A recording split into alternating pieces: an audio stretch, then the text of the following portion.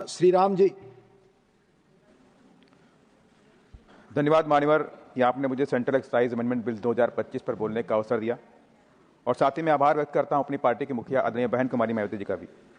मान्यवर, इस बिल के अनुसार तंबाकू, सिगरेट, गुटखा आदि पर 70% तक का टैक्स है और कुछ जो उनकी लंबाई के अनुसार सरकार ने 5200 रुपये प्रति हजार, 7000 प्रति हजार के हिसाब से 2700 रुपये प्रति हजार पीसेस के हिसाब से टैक्स लगाने का काम किया है और एक सराहनीय कदम है। और मैं तो ये चाहूंगा सरकार 70% तो छोड़ दे, 100% करना चाहिए और जो 5200 रुपये, 7000, 6500 रुपये रखा है इसको और बढ़ा करके 100% तक लेके आना चाहिए ताकि देश के अंदर इसके प्रति जो लगाव है गुटखा को लेकर, सिगरेट को लेकर, तंबाकू को लेकर के इससे खत्म किया जाए। और कहीं ना कहीं से सरकार की भी मंशा रही है इस तरह के कदम उठाने से जो डिपेंडेंसी बढ़ रही है, सिगरेट पे बढ़ रही है, जो गुटखा पे बढ़ रही है, तंबाकू पे बढ़ रही है, उसे कम किया जा सके।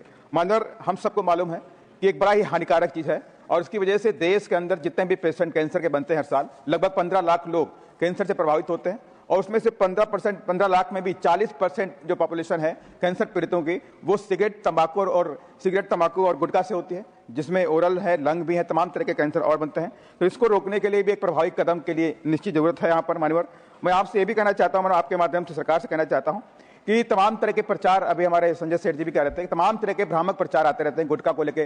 गुटखा कंपनी है लेकिन पान मसाला के नाम से प्रचार कर रही है, सेम चीज है, सेम सेगमेंट है। इस तरह के प्रचारों को रोका जाना चाहिए मान्यवर। साथ ही जो कई बार मैंने देखा भी है कि सरकार इसमें एक अवेयरनेस लाने के लिए कैंसर पेशेंट्स का भी इंटरव्यू दिखाती है टीवी के ऊपर कि गुटखा खाने से हमें प्रॉब्लम हो गई और मेरा परिवार बर्बाद हो गया। इस तरह की एक्टिविटी को बढ़ाना भी जाना चाहिए। और साथ ही मैं कुछ सुझाव भी देना चाहता हूँ मान्यवर कि जितने भी हीरो हीरोइन इसका प्रचार करते हैं टोटली प्रतिबंधित किया जाना चाहिए कि सिगरेट, तंबाकू, पान मसाला, गुटखा का कोई भी हीरो हीरोइन इसका प्रचार प्रसार नहीं करेगा। और साथ ही मानवर, मैं आपसे कहना चाहता हूं सरकार से आपके माध्यम से कि जब लिक्वर के लिए, भांग के लिए सरकार लाइसेंस देती है उनको बेचने के लिए, लेकिन यहां पर क्या होता है, सिगरेट, तंबाकू, सिगरेट को बेचने के लिए कोई लाइसेंस की जरूरत नहीं होती है। अगर आप इस पर भी लाइसेंस की व्यवस्था करते हैं कि सेंट्रल एक्साइज डिपार्टमेंट उनको लाइसेंस देगा तभी वो उसको बेच सकते हैं, अदरवाइज उसको नहीं बेच सकते। तो 100% इस पर जो हमारे प्रभावित हो रहे हैं लोग, युवा प्रभावित हो रहे हैं, बुजुर्ग प्रभावित हो रहे हैं, कैंसर जैसी बीमारियां हो रही हैं, उस पर काफी रोक लगने का भी काम करेंगे। और साथ ही मैं आपके माध्यम से सरकार से भी कहना चाहता हूं मान्यवर कि जो दुकानें आसपास हॉस्पिटल के आसपास में है, स्कूलों के आसपास में है,